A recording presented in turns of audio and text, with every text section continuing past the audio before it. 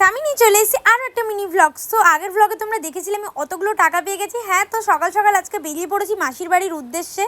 আর train থেকে একটা সুন্দর ইয়াররিংসও কিনে নিই অ্যান্ড খেতে খেতে সিধা পৌঁছে যাই মাসির বাড়ির সামনে। আর এখানে মাসির বাড়ির জন্য কিছু খাবার দাবার কিনে নিই। অ্যান্ড এখানেও দেখো মাসির ছেলেটা কি করছে। Thank you. এটা খাবি তো? না, এটা আমি খাই। আরে না না না, ও কিছু বলবে না। এটা তোরই। কি বস বলে না? থ্যাংক ইউ দিদি। এটা আমি দাও, এটা আমি দাও।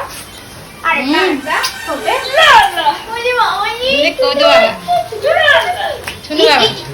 সো আমি মাসির বাড়ি মেনলি গেছিলাম অ্যাকচুয়ালি পুজোর শপিংয়ের জন্য। পুজো তো চলেই এলো, তো তোমরা কারা কারা পুজোর শপিং শুরু করেছো সেটা কিন্তু অবশ্যই কমেন্ট বক্সে জানিও। তো এখানে এখন দুপুরবেলা খেতে বসে যাই। মাসি আজকে বানিয়েছিল চিকেন আর সাথে ছিল বেগুন ভাজা।